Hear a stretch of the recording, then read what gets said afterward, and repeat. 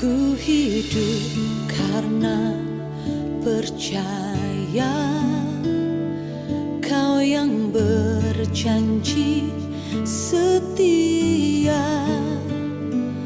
Pengharapanku selalu ada di dalam-Mu.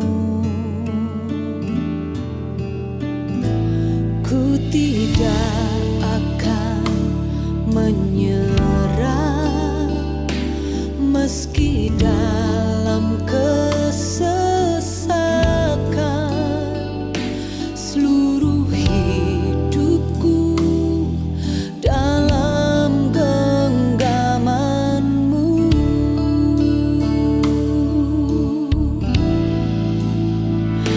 Aku punya Tuhan yang besar, yang telah berjanji dan sanggup menggenapi. Imanku bersepakat percaya kuasa-Nya.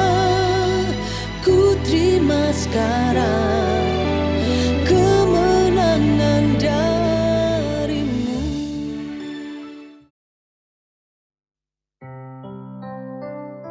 Salam Bapak Ibu Saudara sekalian, puji Tuhan hari ini kita berjumpa kembali di ibadah online. Dan hari ini kita harus tetap bersuka cita. Walaupun pandemik tetap ada COVID-19 ini, tetapi tidak memengkarui hati kita. Oleh karena itu, mari sebelum kita ibadah mulai hari ini, kita datang kepada Tuhan dengan sungguh-sungguh. Oleh karena itu, mari kita satukan dulu di dalam doa. Kami bersyukur ya Bapa, kalau hari ini kami ada itu semua karena kemurahan Tuhan. Dan kalau kami ada, kami sehat itu sungguh karena kebaikan-Mu Bapa. Dan hari ini kami sungguh-sungguh bersyukur di hadapan-Mu. Kalau hari demi hari Engkau meluputkan kami dari malapetaka, dari mara bahaya. Oleh karena itu ya Bapa, pada saat ini di ibadah online ini, dengan hati bersyukur, dengan hati yang bersukacita, kami akan memuji dan menyembah-Mu. Dan hanya di dalam nama Tuhan Yesus Kristus, mari semua yang percaya sama-sama katakan, amin. Tuhan memberiku kegirangan dan sukacita melimpah, minyak yang baru dicurahkan, haleluya ku bersorak.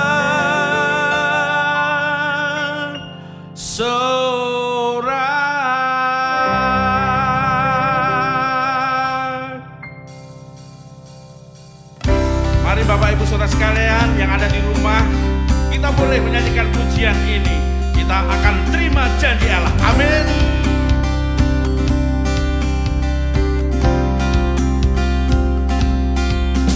Terima janji Allah bagi kaum Yehuda,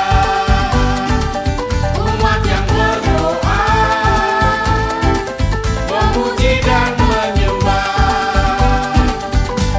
Inilah saat yang dinanti, firman Allah telah digenapi.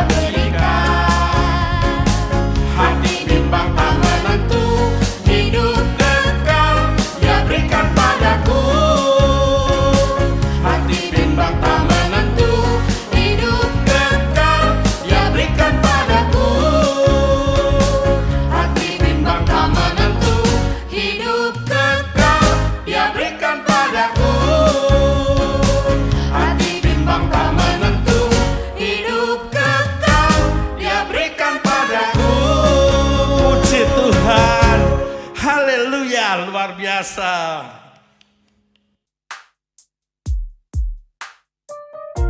Mari Bapak Ibu Saudara sekalian, kita akan mempersiapkan hati kita. Kita akan mendengarkan kebenaran firman Tuhan. Biarlah firman ini menjadi kekuatan bagi kita semua. Biarlah firman ini menjadikan kita semakin dekat dengan Tuhan. Puji Tuhan, haleluya. Mari kita akan naikkan satu pujian. Bapak Ibu boleh mengikuti dari rumah.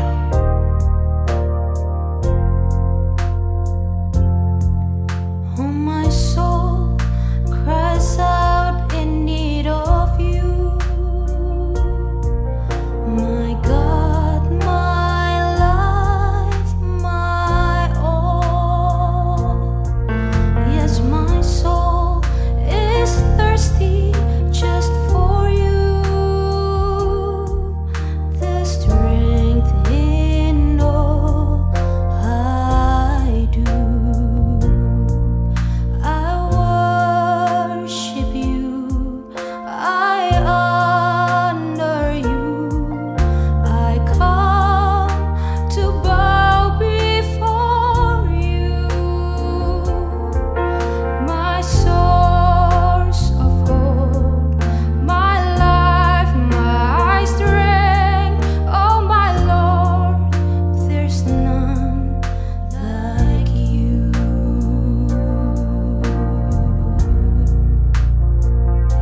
Kita tahu bahwa hanya dengan merindukanmu ya Bapa, jiwaku merindukanmu ya Bapa. Biarlah hari ini benar-benar kita merindukan Tuhan, kita menantikan lawatan Tuhan. Oh, my soul cries out in need of you. Thank you Lord. My God, my life, my all.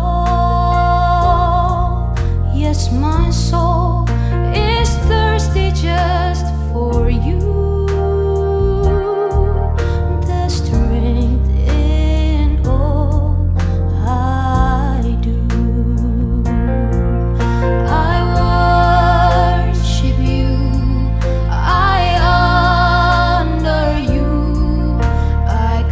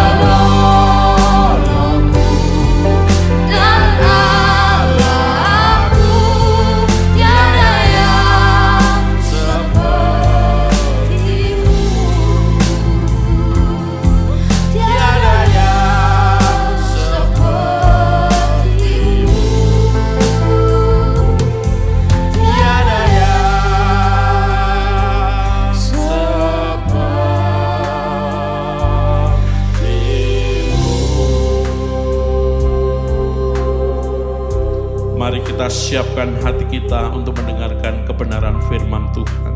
Haleluya, haleluya, amin.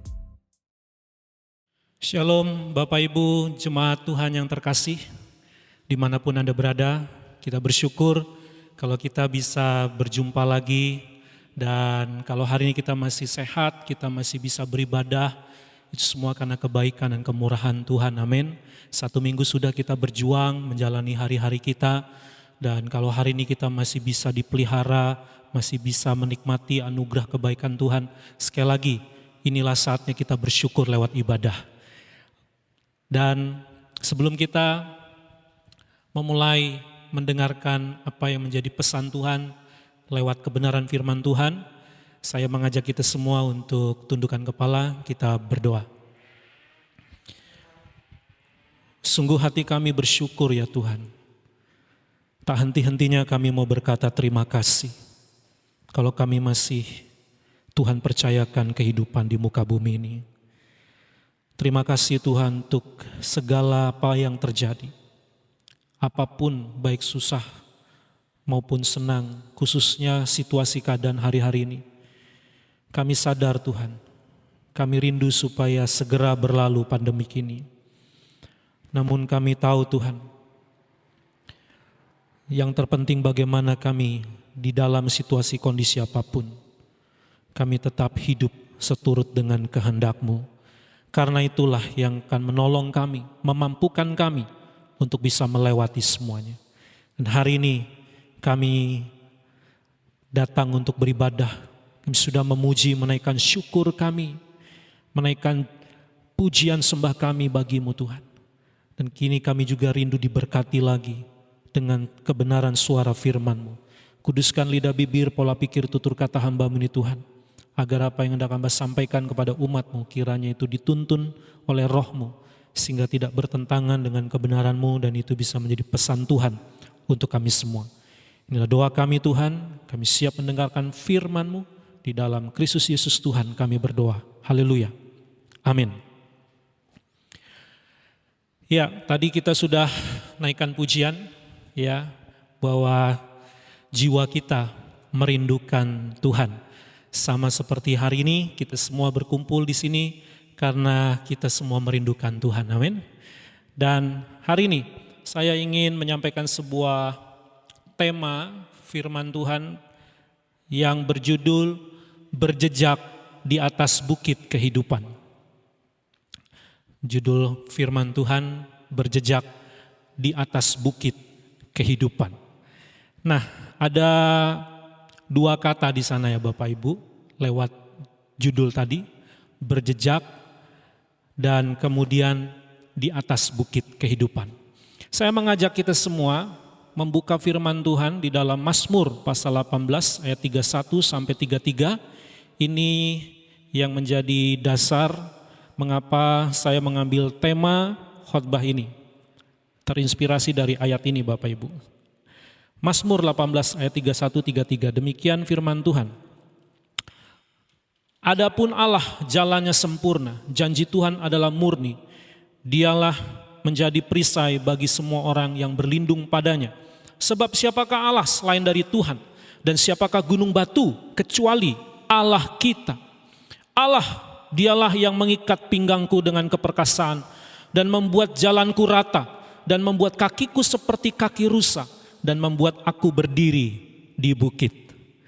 Saudara yang dikasihi Tuhan, ada satu kisah, ya ini konon, ini kisah dari Jepang. Istilahnya adalah Ubasuteyama. Nah, apa maksud dari Ubasuteyama ini? Ini adalah sebuah tradisi, ya konon katanya, ya di Jepang itu terjadi sebuah kondisi yang sangat berat sekali. Kira-kira di tahun 1783 saat gunung Asama itu meletus. Nah, dengan situasi kondisi bencana alam yang begitu besar membuat rakyat menderita. Lalu singkat cerita apa yang dilakukan untuk mengantisipasi situasi keadaan ekonomi dan keadaan yang berat saat itu? Maka mereka membuang orang tua, taruh ke hutan. Jadi itu jadi tradisi saudara. Jadi orang-orang yang sudah tua, kakek nenek, ayah ibu yang sudah tua, karena dianggap itu menjadi beban, maka mereka bawa ke hutan, ke pegunungan. Untuk apa? Ditaruh di sana supaya meninggal di sana, saudara. Nah, itu sebuah peristiwa di Jepang, saudara. Namun, tradisi ini sudah hilang, sudah mulai tidak diberlakukan lagi. Mengapa? Ada dua penyebab. Namun salah satu penyebabnya adalah karena pada saat itu ada sebuah cerita yang akhirnya itu tersebar kemana-mana dan itu akhirnya membatalkan tradisi ini. Ceritanya begini, saudara. Jadi ada seorang anak muda, dia gendong orang tuanya untuk melakukan Ubasuteyama ini. Nah, saat dia masuk hutan, saudara, saat di sepanjang perjalanan itu, ibunya itu mematahkan setiap ranting-ranting. Sebelah kanan dipatahin, lalu sebelah kiri dipatahin. Beberapa meter kemudian jalan, ibunya melakukan yang sama. Dipatahkanlah ranting sebelah kanan, ranting sebelah kiri. Anaknya kesel karena dianggap ibunya mengganggu. Ya, anaknya protes dan marah. Ibu tenang aja, nggak usah macem-macem. Pokoknya udah ikutin aja. Tapi ibunya lakukan yang sama. Dia patahkan beberapa pohon yang bisa dia raih dengan tangan sekuat tenaganya, dengan apa yang masih kuat. Satu persatu dia patahkan, saudara. Sampai singkat cerita, sampailah di ujung ya bukit di mana dia harus diletakkan di sana. Dan anaknya langsung saja meninggalkan ibunya dan berbalik badan. Namun ketika anaknya hendak mau pergi, ibunya berteriak dan mengatakan, "Nak, tadi ibu patahkan ranting kanan, ranting kiri sepanjang perjalanan. Supaya engkau tahu jalan pulang. Nanti engkau sampai rumah, engkau bawa ayahmu agar engkau tidak tersesat sampai di sini." Mendengar ibunya berteriak seperti itu, anak ini tiba-tiba berhenti langkahnya. Dan dia menundukkan kepala. Dia menangis sejadi-jadinya. Dia merasa bahwa dia kan mau buang ibunya. Tapi ternyata ibunya masih pikirin keselamatan anaknya. Karena hutan itu begitu luas, hutan itu begitu sulit sekali dijangkau oleh manusia. Karena itu hutan yang sangat lebat. Tapi ibunya kasih tanda untuk pulang, saudara. Nah, itulah kasih seorang ibu, kasih seorang tua. Yang pasti bagaimanapun akan memprioritaskan anak-anaknya. Semoga kita semua juga para orang tua melakukan hal yang sama untuk anak-anak kita. Dan gara-gara cerita ini, saudara, akhirnya batal tradisi itu. Ya, mengapa? Karena kisah ini ada seorang ibu yang meninggalkan jejak. Sekali lagi, jejak. Dan jejak itu sangat penting dalam kehidupan ini. Betul nggak, saudara? Ya, sangat penting sekali jejak dalam kehidupan ini. Dan apalagi zaman sekarang, saudara, di tengah-tengah dunia teknologi, IT informasi, ya, sosial media, ada istilah jejak digital. Ya, itu sangat penting sekali, sangat berharga. Dengan adanya jejak digital kita bisa tahu fakta yang sesungguhnya. Kita juga bisa tertolong ya menyingkapkan kebenaran, mana yang salah, mana yang benar. Dengan adanya jejak digital itu, saudara, maka itu menjadi sebuah warisan untuk keturunan kita, generasi kita berikutnya, agar mereka terinspirasi, termotivasi dengan perjuangan dan segala hal yang dilakukan oleh pendahulu-pendahulu mereka.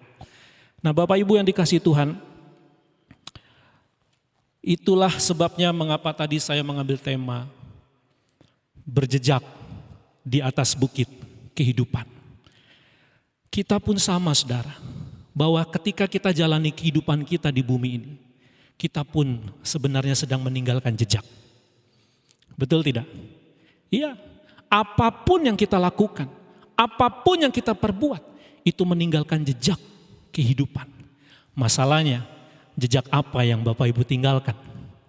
Jejak seperti apa yang Ibu Bapak lakukan?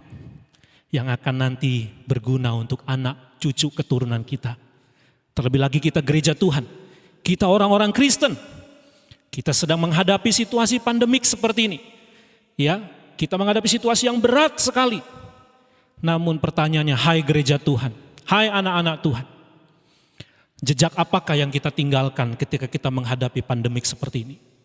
Apakah kita meninggalkan jejak keluh kesah, amarah, protes, kebencian? Ataukah kita meninggalkan jejak ucapan syukur, ketaatan, kepatuhan, perjuangan, semangat, tidak menyerah menghadapi pandemik ini? Nah, itu bicara jejak. Sekarang bicara soal di atas bukit. Saudara, bagi seorang hiking yang suka naik gunung tentu mengerti sekali rasanya kalau sudah di atas bukit. Betul nggak? Waduh, itu udah enak tenan kalau orang Jawa bilang. Itu leganya luar biasa. Segala kepenatan, kelelihan, kecapean, segala sesuatu yang beban berat, perjuangan perjalanan yang begitu panjang dengan medan-medan yang begitu berat. Ketika kita sampai di atas bukit, itu bicara tentang apa, saudara? Kita telah selesai. Perjalanan telah berakhir. Itu bicara tentang apa, saudara? Bicara tentang di mana kita menikmati ketenangan yang paling tenang, kedamaian yang paling damai, dan kita bisa melihat pemandangan yang begitu indah dari atas bukit, dan seluruh jerih lelah kita, seluruh kelelahan kita, itu rasanya hilang semuanya ketika kita melihat pemandangan di atas bukit yang begitu indah, yang begitu mempesona, sehingga kita abadikan untuk dokumentasi kita. Betul nggak, saudara?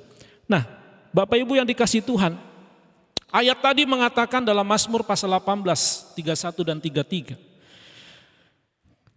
Tuhan juga menghendaki agar Bapak Ibu dan saya, sekali lagi kita meninggalkan jejak kehidupan di bumi ini. Dan Israel, saudara, Israel itu wilayah tanah yang banyak dikelilingi oleh perbukitan atau gunung. Nah, dalam bahasa Alkitab kan seringkali gunung batu, ada gunung Hermon, ada bukit Zaitun dan segala macam. Tapi sebenarnya istilah gunung itu yang dipahami oleh mereka itu bukit-bukit sebenarnya, saudara. Ya, karena gunung-gunung Merapi di Indonesia lebih banyak daripada Israel, ya kan. Jadi mereka banyak dikelilingi oleh bukit-bukit, saudara. Israel itu banyak bukit-bukit. Itu sebabnya Mazmur 18 ini kan ditulis oleh Raja Daud. Dan saudara lihat, Daud ini sangat mengerti betul situasi lapangan. Apa yang terjadi, karena dia adalah seorang gembala yang biasa dia membawa domba-dombanya untuk digembalakan, masuk ke padang belantara, masuk ke bukit, masuk ke hutan. Jadi dia bisa mengerti sekali bagaimana situasi medan yang dihadapi, dan dia lihat sekelilingnya penuh dengan bukit-bukit. Sehingga tidak heran ketika Daud menuliskan Mazmur, dia berkata apa, saudara? Tuhan adalah bukit pertahananku. Tuhan adalah gunung batuku. Jadi saudara yang dikasihi Tuhan, ketika kita membaca ayat tadi, Mazmur pasal 18, ya, ayat yang kita baca tadi, saudara, 31, 32. Ketika Daud mengatakan seperti ini, adapun Allah jalannya sempurna, janji Tuhan adalah murni, dialah yang menjadi perisai bagi semua orang yang berlindung padanya. Sebab siapakah Allah selain dari Tuhan, dan siapakah gunung batu kecuali Allah kita. Jadi dengan kata lain Daud mau bilang begini buat kita semua, Bapak Ibu yang dikasihi Tuhan.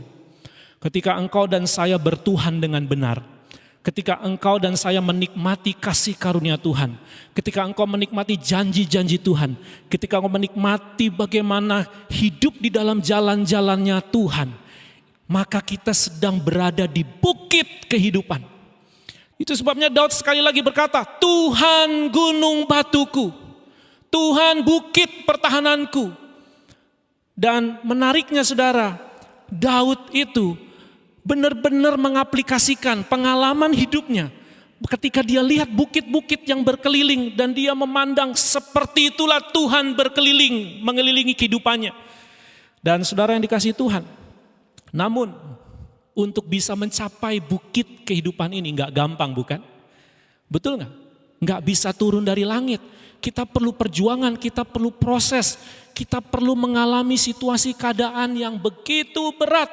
Sama seperti seorang hiking tadi, saudara, ya, yang mereka coba naik ke bukit, gunung, menaklukkan bukit, menaklukkan gunung, ya, dengan lelah-lelah berjalan, sampai mengerahkan seluruh tenaganya, saudara, bisa berhari-hari bahkan mungkin bisa berminggu-minggu. Demi apa? Demi mencapai bukit. Itu doang. Habis itu turun lagi pulang. Benar nggak? Ya, tetapi yang penting adalah di sini adalah apa, saudara? Ketika saudara dan saya untuk bisa menikmati janji-janji Tuhan yang murni, untuk saudara dan saya untuk menikmati apa yang menjadi kuasa dan kasih Tuhan, untuk menikmati segala berkat pertolongan Tuhan, untuk merasakan gunung batu Tuhan dalam hidupmu. Saudara perhatikan ayat berikutnya. Ada lanjutannya, saudara. Itu enggak berhenti di situ. Ketika Daud menulis ini, lalu dilanjutkan. Kalimatnya bilang apa, saudara? Daud bilang begini. Allah dialah yang mengikat pinggangku dengan keperkasaan dan membuat jalanku rata. Yang membuat kakiku seperti kaki rusa dan membuat aku berdiri di bukit. Saudara yang dikasihi Tuhan, Daud ketika mengatakan tulisan ini, saudara, dia memposisikan dirinya digambarkan seperti rusa. Dia mengambil satu jenis binatang ini ya di dalam tulisan Mazmurnya. Saya ulangi, saudara. Ayat 34 Daud bilang gini, yang membuat kakiku seperti rusa. Jadi dia membayangkan kehidupannya. Bahwa untuk bisa menikmati gunung batu, untuk bisa menikmati bukit yang begitu mulia dan indah, dia membayangkan itu seperti perjalanan rusa, seperti kehidupan rusa. Ketika dia perhatikan rusa, dia mulai mendapatkan sebuah pencerahan dan dia mendapatkan sebuah pesan Tuhan lewat binatang rusa, saudara. Dan dia memposisikan dirinya seperti itu, saudara. Ya, saudara, kita tahu sama-sama latar belakang Mazmur 18 ini. Kalau saudara membaca di ayat 1, di sana ditulis bahwa Mazmur ini Daud tulis pada saat dia itu mengalami dikejar-kejar oleh Raja Saul. Betul ya? Dikejar-kejar Raja Saul. Padahal kita tahu sama-sama Daud itu bukan salah. Daud tidak melakukan pelanggaran, bukan. Daud tidak melakukan sebuah tindakan kriminal. Daud tidak menentang, Daud tidak berbuat jahat. Justru Daud melindungi, menjaga, bahkan menyelamatkan muka Raja Saul. Menyelamatkan bangsa Israel dari apa? Dari musuh Israel. Dalam hal ini bangsa Filistin yang diwakili oleh Goliat. Tetapi apa yang terjadi, saudara? Daud justru dikejar-kejar oleh Saul. Jadi kenapa Daud memposisikan dirinya seperti rusa, saudara? Saya renungkan, saudara. Ternyata rusa itu binatang yang dia bukan predator, saudara. Dia bukan seperti singa, harimau, ya, ular atau buaya. Dia justru seringkali jadi mangsa. Betul enggak? Dia jadi binatang yang sepertinya hidupnya hanya untuk jadi korban doang tuh. Dia seperti nggak bisa menikmati seperti kekuatan, kekuasaan, keperkasaan binatang-binatang predator itu. Karena hampir setiap hari dia sudah makanan binatang buas. Artinya apa, saudara? Rusa nggak pernah bikin masalah, dia nggak cari mangsa tapi dimangsa. Rusa binatang yang tenang-tenang aja, nggak ganggu-ganggu binatang yang lain, tapi dia diganggu binatang lain. Nah, itu dibayangkan Daud, dia seperti itu, saudara. Dia merasa bahwa dirinya itu kayak rusa. Ya, bahwa dia nggak bikin salah, dia nggak bikin apa-apa, dia nggak bikin masalah yang membuat dia harus menjadi orang yang terhukum, tapi malah dia yang dikejar-kejar, dia yang dikhianati, dia yang disakiti, saudara. Nah, Bapak Ibu yang dikasihi Tuhan, ini kalau saya aplikasikan dalam situasi keadaan hidup kita, saudara, situasi pandemik ini kan bukan maunya kita kan, kita nggak ada yang mau situasi ini, betul? Tiba-tiba saja kita terkaget-kaget. Tiba-tiba saja kita mengalami sebuah ketakutan, kepanikan karena pandemik COVID-19 ini. Gak tahu dari mana, banyak sih spekulasi di mana-mana, betul gak, saudara? Bahkan ada konspirasi-konspirasi tertentu yang mengatakan ini dan itu. Namun intinya adalah tetap saja kita tidak tahu, tidak mengerti, mau tanya apapun kita gak tahu. Kadang-kadang kita bertanya sama Tuhan pun kita masih bingung, Tuhan apa ini? Sampai berapa lama COVID ini? Kita nggak pernah tahu. Tapi kita ngalamin situasi ini. Dimanapun, kapanpun kita bisa saja kena COVID loh saudara.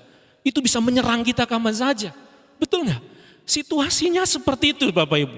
Kita menghadapi sebuah kehidupan seperti rusa. Bahwa ada banyak sekali keadaan hidup kita di luar dugaan.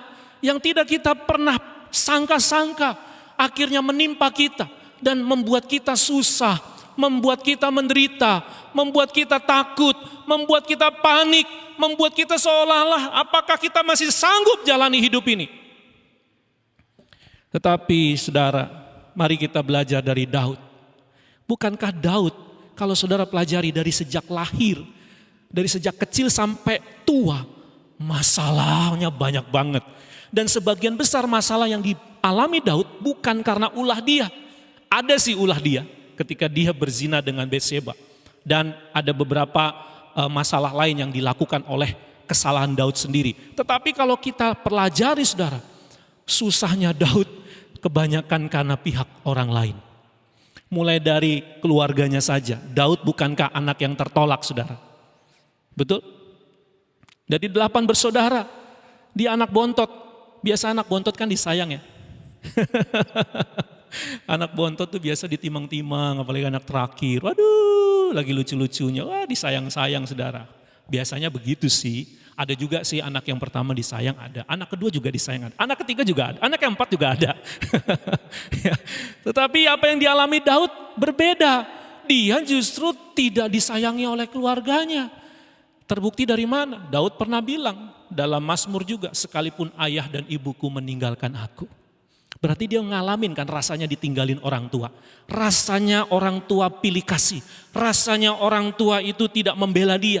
Lebih berpihak kepada kakak-kakaknya. Dia ngerasain. Mungkin ada anak muda yang mendengarkan ini. Engkau mengalami seperti Daud. Ya, saya bisa mengerti saudara. Atau bapak ibu yang sedang mengalami situasi seperti ini. Itu Daud. Dan masih banyak cerita-cerita yang lain. Dan di pasal 18 ini. Kembali lagi Daud mengalami sebuah masalah. Apa? Dia udah kerja bagus-bagus, udah kerja semangat, mbok ya dihargai, mbok ya dikasih apresiasi. Pernah sih dikasih apresiasi, dikasih istri, tapi istrinya dikasih orang. Nyesek gak ya? Saul kan begitu, janjiin bini tapi ternyata bininya gak dikasih. Waduh, kesel banget ya.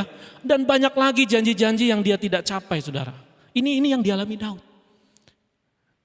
Nah sekarang saudara yang dikasih Tuhan, bagaimana cara kita agar kita bisa berjejak di atas bukit kehidupan. Sama seperti Daud, dia bisa berjejak di atas bukit kehidupan. Saudara mau? Saya juga mau. Nah, ada 3 hal saudara yang saya pelajari dari ayat yang kita baca, Mazmur 18 ayat 31 sampai dengan 33 ini saudara. Tetapi saya mau fokus di ayat 33 saudara. Mari kita lihat ayat 33. Karena ini jejak kita. Ayat 31, 32 itu bukit kehidupan kita. Artinya itu yang mau kita capai. Itu yang target kita dalam hidup kita. Jejak-jejak kehidupan yang kita jalani. Ujung-ujungnya yang kita mau capai adalah ayat 31, 32. Apa itu? Kita ingin menikmati jalannya Tuhan yang sempurna. Kita ingin menikmati janji Tuhan yang murni. Kita ingin dia jadi perisai dalam kehidupan kita. Kita ingin Tuhan jadi perlindungan kita. Dan akhirnya kita berkata seperti ini. Siapakah yang seperti Allah kita? Itu sama seperti waktu kita ada di bukit. Ya, naik gunung dan kita lihat view pemandangan yang begitu indah. Dan kita bilang, sepanjang saya naik bukit gunung ini, dimanapun saya pergi, ini pemandangan yang terbaik. Ini pemandangan yang paling the best. Ini tempat yang paling indah. Nah kira-kira seperti itu loh saudara. Dan saya yakin bukit kehidupan di dalam nama Tuhan itu jauh lebih indah dari alam semesta ini. Karena dia si pembuat alam. Kalau alam yang Tuhan ciptakan saja bisa begitu indah, apalagi yang punya alam pasti bisa membuat hidup saudara indah. Yang percaya kasih tepuk tangan dulu buat Tuhan Yesus Kristus. Haleluya.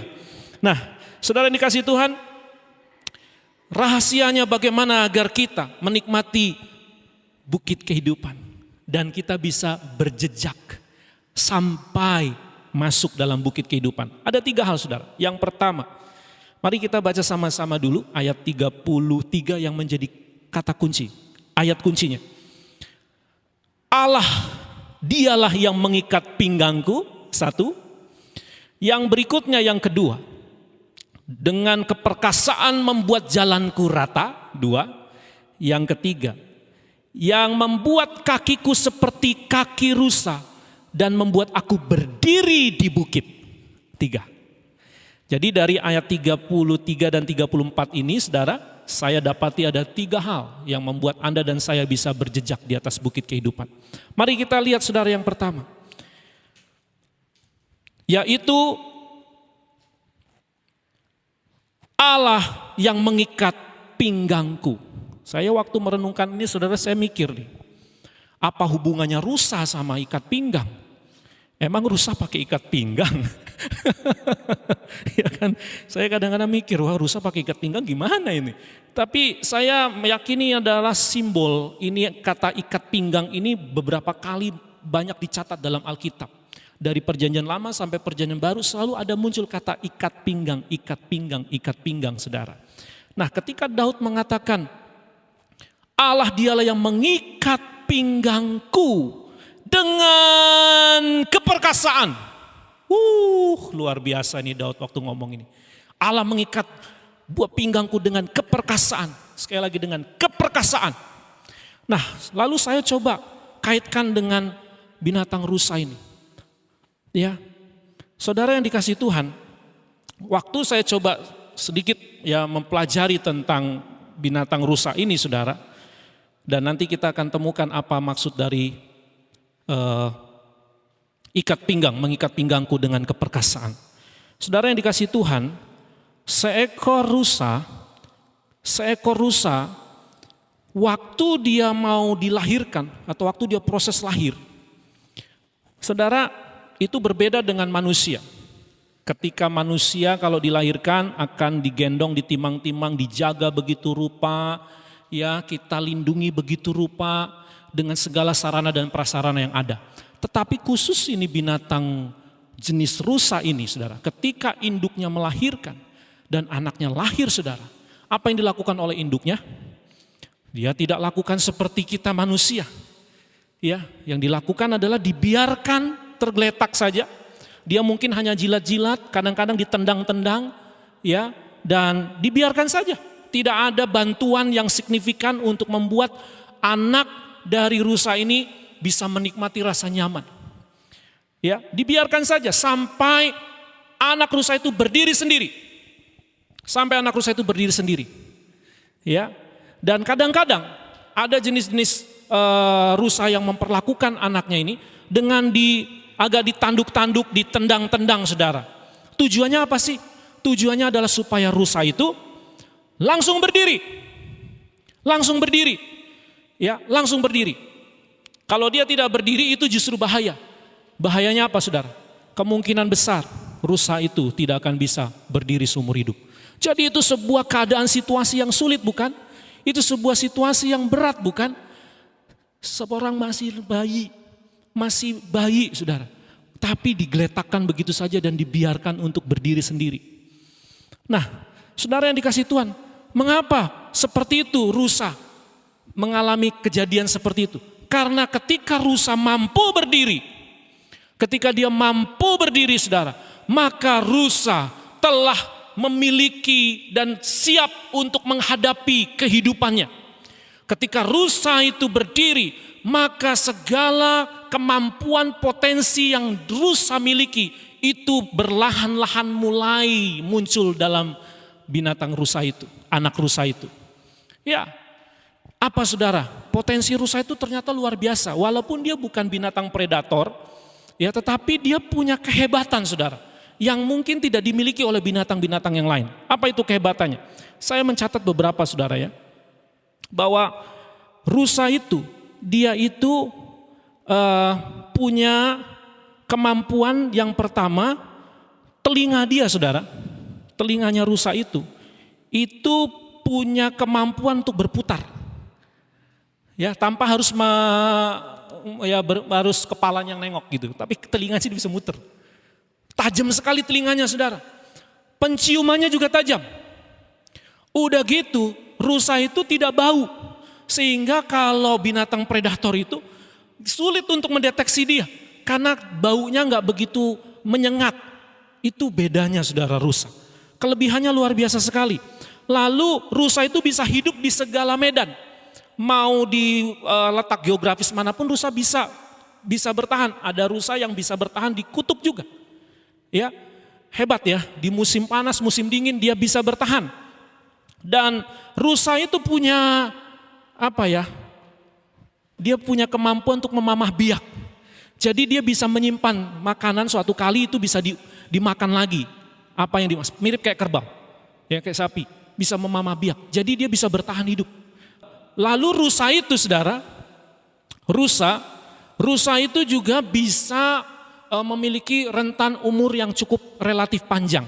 Kira-kira bisa sampai kurang lebih 20 tahunan lebih umur dari rusa. Hebat ya saudara ya. Dan rusa itu bisa berenang. Keren. Rusa bisa berenang saudara. Bahkan saya mencatat ada satu sumber yang saya dapatkan saudara. Ya, ini ada sebuah artikel ya terjadi di Indonesia, Taman Nasional Bali Barat. Ya, di sana pernah terjadi ada seekor rusa lari kabur lalu berenang menyeberangi Selat Bali. Dalam posisi rusanya itu sedang hamil. Dan jarak tempuh yang dilakukan ini, yang ditempuh oleh rusa ini 1,5 mil saudara. Dari Banyuwangi, wisata pantai Grand Watu Dodol Banyuwangi sampai ke Bali saudara. Hebat itu binatang. Canggih sekali, betul gak saudara? Jadi ternyata di balik kelemahan binatang rusa ini, ternyata ada potensi yang luar biasa. Nah, ini yang namanya ikat pinggang. Ketika seseorang pakai baju kita ini, pakai ikat pinggang, itu tandanya apa saudara? Kita artinya siap. Artinya kita sudah lengkap. Artinya kita siap untuk menjalani kehidupan kita dengan adanya ikat pinggang. Ya, dan saudara yang dikasih Tuhan, Anda dan saya, Tuhan berikan ikat pinggang bagi kalian semua, bagi saya juga. Untuk apa? Untuk kita punya persiapan, untuk kita punya potensi, untuk kita punya kemampuan, untuk kita punya kekuatan menghadapi hidup ini. Sehingga ketika apapun yang terjadi, badai keadaan apapun yang terjadi, manusia satu-satunya makhluk ciptaan Tuhan yang mampu beradaptasi. Mampu untuk beradaptasi menghadapi segala medan. Betul gak saudara? Itu bicara ikat pinggang. Salah satunya, tentu banyak arti dari ikat pinggang saudara. Tetapi saya mempelajari dan dihubungkan dengan ayat ini. Bahwa rusa, kenapa Tuhan berkata di dalam ayat ini? Sebab Tuhan Allah, dialah yang mengikat pinggangku. Rusa ini, binatang, seekor binatang saja punya potensi seperti itu saudara. Apalagi saudara dan saya, Tuhan kasih potensi yang dahsyat, kemampuan yang dahsyat. Sehingga saudara bisa lihat di situasi pandemik begini, satu sisi ada orang yang stres, capek, lelah, dan bingung tidak tahu harus berbuat apa. Tapi satu sisi ada orang yang mendapatkan peluang-peluang yang besar. Mereka bisa menikmati situasi pandemik ini, bahkan meraih keuntungan di tengah-tengah pandemik saudara. Dan bisa tetap survive. Mengapa saudara? Karena ikat pinggangnya dipakai. Dia punya persiapan yang bagus. Saudara, mari cek dan recheck. Situasi keadaan kita saat ini saya tahu memang berat. Keadaan ini gak sanggup kita lewati. Tetapi bukankah Tuhan memberikan ikat pinggang buat kita semua? Sehingga kita siap menghadapi, kita mampu menghadapi dengan potensi kekuatan kemampuan yang Tuhan beri kepada Anda dan saya. Amin. Itulah yang membuat kita bisa berjejak di bukit kehidupan. Nah yang kedua saudara, ayat yang ke-33 ini dikatakan begini. Dan membuat jalanku rata. Nah, Tuhan memberikan ikat pinggang. Dan Tuhan memberikan jalan yang rata. Sekali lagi saya renungkan, apa hubungannya rusa dengan jalan rata? Karena saya Saya pikir-pikir rusa ini kan hidup di hutan, hidup di padang, jalannya terjal berbatu-batu. Ya tidak jelas, tidak seperti jalan tol. Kok bisa jalan rata? Ini maksudnya apa ini saudara? Ya, tetapi saudara yang dikasihi Tuhan, ketika Tuhan menciptakan rusa ini dengan segala potensi dan kemampuan yang ada, tapi rusa ini waktu dilahirkan, induknya ini adalah induk yang menjaga dan melindungi anaknya dari bahaya. Induknya menjaga dia supaya jangan sampai terjadi apa-apa. Induknya akan menjaga anaknya sekuat tenaga supaya anak ini bisa tumbuh dengan baik. Nah saudara yang dikasihi Tuhan, ada seorang pengajar parenting dari Amerika Serikat bernama Lane Lipsky. Dia mengamati sehari-hari bahkan selama bertahun-tahun terhadap sekelompok rusa.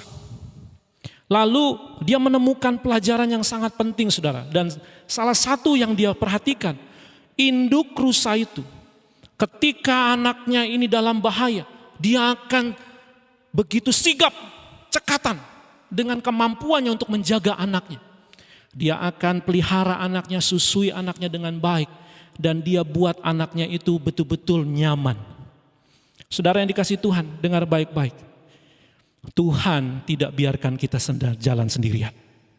Sekalipun engkau berikatkan pinggang, sekalipun engkau punya bakat, kemampuan, kekuatan, kehebatan, tapi ada kalanya kekuatan kemampuan kita pun terbatas. Ada kalanya kita sudah sekuat tenaga, kita sudah berjuang tapi tetap tidak ada hasil yang maksimal. Betul? Jangan khawatir, jangan takut saudara. Kalau induk rusa saja menjaga bayinya, menjaga anaknya, supaya anaknya jangan sampai dimangsa, jangan menderita kelaparan, jangan susah. Saya percaya Tuhan jauh lebih bisa melakukannya untuk kehidupan saudara dan saya. Amin. Ya, Dia membuat jalanku rata. Artinya apa saudara? Tuhan akan memberikan pertolongan, Tuhan akan memberikan kemudahan, Tuhan akan memberikan kemampuan sehingga ikat pinggang yang kita miliki disertai Tuhan, dituntun Tuhan sehingga kita bisa meraih keberhasilan dan kemenangan. Yang setuju katakan amin. Ya, Tuhan tidak tinggalkan sendirian. Amin saudara. Nah yang terakhir saudara, di ayat 33 lagi, 34. Yang membuat kakiku seperti kaki rusa, yang membuat aku berdiri di bukit. Ini yang ketiga saudara, bagaimana caranya agar Anda dan saya bisa berjejak di atas bukit kehidupan. Yang ketiga adalah kita punya kaki seperti rusa. Saya mikir lagi saudara, kaki seperti rusa. Kaki rusa itu kecil saudara, lebih gede kaki gajah. Lebih besar kakinya harimau, lebih besar kakinya jerapah, lebih besar ya kakinya buaya. Kakinya rusa itu sangat kecil, mungil sekali saudara. Ya, ini kenapa Daud berkata, Engkau Tuhan membuat kakiku seperti kaki rusa dan membuat aku bisa berdiri di bukit, atau dengan kata lain bisa sampai ke atas bukit. Kenapa begitu saudara? Nah ternyata saudara, walaupun kaki rusa ini kecil, tapi kekuatan tenaganya besar. Rusa termasuk salah satu binatang yang memiliki kecepatan tertinggi saudara. Dia bisa 90 km per jam larinya, kurang lebih. Harimau, singa di bawah dia. Apalagi gajah, badannya doang gede, larinya kalah saudara, ya kan? Ya, rusa itu, waduh, larinya kenceng sekali, gesit itu, ya. Jadi, dan selain itu, kaki rusa itu dengan lari 90 km per jam, dengan medan yang terjal batu-batuan, nggak patah. Kalau nggak percaya coba saudara lari deh, coba dites. Manusia nggak ada kecepatannya mampu sampai 90 km per jam ya. Ya, seorang pelari tercepat di dunia pun nggak sampai segitu. Ya, tetapi ini rusa kenceng banget. Nah, coba bayangkan saudara lagi lari kenceng, tapi jalannya berbatu-batu, berbukit-bukit, coba. Bisa nggak tetap 90 km per jam larinya? Wah itu pasti tersandung-sandung, bisa terseok-seok saudara. Betul nggak? Ya kita naik mobil, kita naik sepeda, naik motor aja yang nggak sampai 90 km per jam bisa nabrak. Ya ini kan wilayah medan yang dilalui oleh rusa itu medannya sangat kompleks saudara. Sangat sulit dilalui. Sehingga dengan lari yang kencang itu para predator tidak bisa kejar dia. Tidak bisa tangkap dia. Dan kakinya rusa itu begitu kuat walaupun kecil tapi kuat. Artinya begini saudara. Lewat situasi keadaan yang terjadi pandemik seperti ini ataupun masalah-masalah yang lain. Itu cara Tuhan untuk membuat kaki kita seperti rusa. Menghadapi segala problema, segala situasi keadaan yang sulit. Itu seperti kita punya kaki rusa. Daud merasakan itu. Bukankah Daud sepanjang hidupnya penuh dengan kesulitan? Dia penuh dengan tantangan saudara. Tapi Daud tangguh dan kuat. Walaupun dia kecil dia bisa kalahkan Goliat. Betul nggak saudara? Saya percaya Goliat bisa kalah bukan hanya karena kemenangan yang Tuhan beri kepada Goliat dengan kuasanya. Tapi karena Daud berikatkan pinggang. Dia punya persiapan, dia punya latihan. Betul nggak? Kalau nggak latihan ngumban-ngumban nggak bakal kena saudara. Serius. Tapi hebatnya Daud karena dia punya persiapan yang bagus. Latihan yang bagus. Sudah sering menghadapi beruang. Sering menghadapi singa. Itulah kaki rusa dilatih. Sehingga Daud waktu sekali lempar kena langsung. Itu tanda orang sudah latihan. Ibarat kayak pemain sepak bola kalau sekali nendang langsung gol. Kalau kita nggak latihan 100 kali nendang nggak gol-gol. Ya saudara yang dikasihi Tuhan, mari kita sadari bersama-sama. Kalau kita sedang menghadapi situasi sulit yang berat, sebenarnya itu cara Tuhan sedang melatih kaki kita. Seperti kaki rusa. Sehingga kita nanti kuat sampai naik ke bukit. Kalau kaki kita nggak seperti kaki rusa, yang sudah terbiasa menghadapi medan yang begitu berat, sangat sulit kita sampai ke bukit saudara. Karena kaki kita sudah lemah. Jadi Bapak Ibu dikasih Tuhan, saya pun sama punya pergumulan. Saya dan keluarga dan semua orang kita semua punya pergumulan. Kita punya kesulitan, medan kita beda-beda. Tapi intinya sama, kita susah. Dengan pandemik ini kita jadi susah, betul gak saudara? Tapi mari kita belajar bahwa ini cara Tuhan untuk mendidik kita. Agar kita punya kaki seperti kaki rusa. Amin. Sebelum saya menutup firman Tuhan hari ini. Ada satu hal yang harus kita waspadai dari seekor rusa saudara. Ternyata sekalipun rusa itu sudah memiliki sebuah ikat pinggang. Sekalipun rusa itu sudah diberikan jalan rata. Sekalipun rusa itu sudah memiliki kaki seperti rusa. Yang menggambarkan kehidupan saudara dan saya. Tapi ada satu masalah yang membuat rusa bisa mati konyol. Apa saudara? Rasa takut dan khawatir. Ketakutan dan khawatir yang begitu besar membuat rusa yang sudah punya keperkasaan, yang sudah punya jalan rata, yang sudah punya kaki begitu kuat sekali. Semuanya tidak berarti ketika ada apa saudara? Ketika ada ketakutan yang begitu besar. Nah ada satu foto ini saudara. Mungkin saudara boleh lihat foto yang satu ini. Ini foto hasil jepretan dari seorang fotografer cukup ternama asal Kanada. Foto ini memenangkan award untuk kategori best foto dekade tahunan di Jepang. Dan fotografer itu bernama Alison Buti. Ya, dia itu memenangkan ini dan itu foto diambil tahun 2013 di Masai Mara, Kenya. Nah, saudara bisa lihat foto ini. Nah, ada spekulasi dari foto ini yang membuat cerita yang lain, ya. Ya, ceritanya dianggap bahwa ini induk rusa demi menyelamatkan anaknya dia rela korbankan dirinya sehingga dia dimakan oleh binatang predator tersebut. Nah, itu cerita yang berkembang. Tetapi menurut sang fotografer ini yang mengambil jepretan itu. Nah, ini jejak lagi tadi saudara. Kalau ada jejak tuh nggak bisa dibohongin. Lalu dia berkata bahwa sebenarnya tidak seperti itu peristiwanya. Justru peristiwa yang sebenarnya adalah binatang-binatang predator ini sedang melatih anaknya untuk memangsa rusa. Lalu bagaimana caranya mencekik dan memakan mangsanya dengan menggigit lehernya. Tapi nggak berhasil. Anaknya diajari nggak bisa gitu loh. Nah suatu kali ada rusa yang nggak jauh ada di tengah-tengah kumpulan predator itu. Dan ini membuat sang fotografer melihat situasi itu, dia jadi tergerak untuk mendokumentasikan. Kenapa? Karena rusa itu nggak lari. Biasanya rusa itu kan punya kemampuan tadi, telinganya bagus banget kan. Dia bisa menangkap dengan sangat tinggi sekali frekuensinya kalau ada musuh menyerang. Tetapi ini yang terjadi, binatang ini, rusa ini diem, kaku, gak bergerak. Karena binatang ini kaku gak bergerak, diem seperti pasrah. Lalu dengan senang hatilah binatang-binatang predator itu menggigit lehernya, menikmati dagingnya.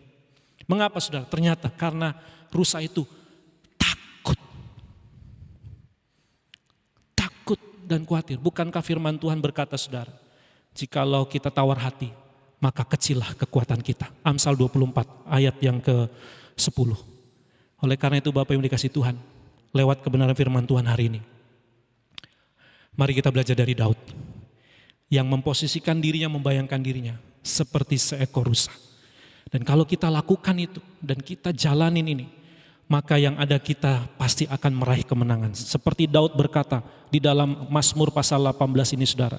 Dia berkata begini saudara kepada kita semua. Karena dengan Engkau aku berani menghadapi gerombolan, dan dengan Allahku aku berani melompati tembok. Itu bukti bahwa Daud tidak takut. Mengapa? Karena Tuhan beserta kita. Tuhan Yesus memberkati kita semua Bapak Ibu sekalian. Kiranya kebenaran firman Tuhan ini bisa menjadi penopang kekuatan, penghiburan untuk kehidupan kita. Shalom. Mari kita tundukkan kepala, kita berdoa. Bapa di surga, kami bersyukur buat setiap apapun yang kami alami, khususnya situasi pandemik ataupun situasi kesulitan-kesulitan kami, akibat dampak dari pandemik ini Tuhan. Engkau yang melihat situasi kami semua yang mendengarkan firman Tuhan ini dan setiap umat-Mu dimanapun berada. Engkau yang mengetahui apa yang menjadi kesulitan masalah kami ya Tuhan. Tolong kalau memang itu karena ulah kami, karena perbuatan kami mohon pengampunan-Mu. Kami mau bertobat dan kami mau perbaiki diri kami Tuhan. Tetapi kalau itu bukan karena situasi kami yang lakukan, karena ada hal-hal lain di luar kendali kami yang terjadi. Ada hal-hal orang-orang lain yang akhirnya membuat kami mengalami situasi seperti ini. Seperti Daud yang mengalami kondisi kehidupannya bagaikan seperti seekor rusa. Tuhan tolonglah ingatkan kami bahwa Engkau tidak tinggalkan kami sendirian. Seperti Daud berkata, Tuhan memegang ikat pinggangku. Tuhan membuat jalanku rata dan Tuhan membuat kakiku seperti rusa sehingga kami bisa berjejak di bukit kehidupan. Tuhan tolong kami agar kami berikatkan pinggang, agar jalan kami rata, agar kaki kami seperti rusa sehingga kami bisa sampai kepada bukit kehidupan, yaitu Engkau Yesus Kristus sang gunung batu kami. Namun kami sadar Tuhan, situasi keadaan ini bisa membuat kami takut, khawatir, lemah, tak berdaya. Tolong kami Tuhan, untuk kami tetap punya keyakinan bahwa Engkau Allah Immanuel, Tuhan beserta dengan kami. Terima kasih Tuhan Yesus, berkatilah umat-Mu dimanapun mereka berada. Kiranya ya Tuhan, setiap kami semua pada akhirnya bisa sampai di bukit kehidupan. Terpujilah Engkau Yesus kekal untuk selama-lamanya. Dalam nama Tuhan Yesus kami berdoa mengucap syukur. Haleluya. Amin. Bapak Ibu yang dikasihi Tuhan, sebelum kita mengakhiri ibadah kita, saya ajak kita bangkit berdiri bersama-sama. Mari kita angkat tangan kita dan terimalah berkat Tuhan tercurah untuk kehidupan kita semua. Kita tundukkan kepala dan angkatlah tangan kita semua. Bapak Ibu yang dikasihi Tuhan, saudara-saudaraku yang terkasih, sekarang terimalah segala berkat rahmat Allah Bapa, cinta kasih, penghiburan, penyertaan dari Yesus Kristus, tuntunan persekutuan, didikan, kekuatan Roh Kudus turun atas kita, memberkati kehidupan kita, sehingga kita tidak kelaparan dan kekurangan, sehingga kita dilindunginya, dijauhkan dari mara bahaya dan niat-niat orang jahat, sehingga kita bisa menyaksikan dan melihat jalan yang rata, melihat bukit kehidupan, dan kita melihat kuasa mujizat Tuhan, keperkasaan Tuhan masih terjadi. Memberkati kita sehingga kita diberi hikmat, marifat, kebijaksanaan, sehingga kita tidak salah dalam mengambil keputusan. Kita diberikan ide-ide cemerlang untuk mengatasi setiap persoalan, dan memberkati kita semua agar kita tetap taat dan setia. Sekalipun situasi keadaan belum berubah, sekalipun doa kita belum terjawab, sekalipun kita belum menyaksikan mujizat Tuhan, tetaplah kita setia, tetaplah kita taat, tetaplah kita menghormati Tuhan. Dan Tuhan memberkati kita dengan damai sejahteranya, sehingga kita tidak takut, bimbang, kecewa, putus asa, tidak ada niat bunuh diri, karena ada ketenangan yang dari Tuhan, ada damai sejahtera dari Tuhan yang melampaui segala akal, menyertai kita sampai selama-lamanya. Di dalam nama Tuhan Yesus Kristus, semua yang percaya diberkati Tuhan sama-sama katakan amin. Amin.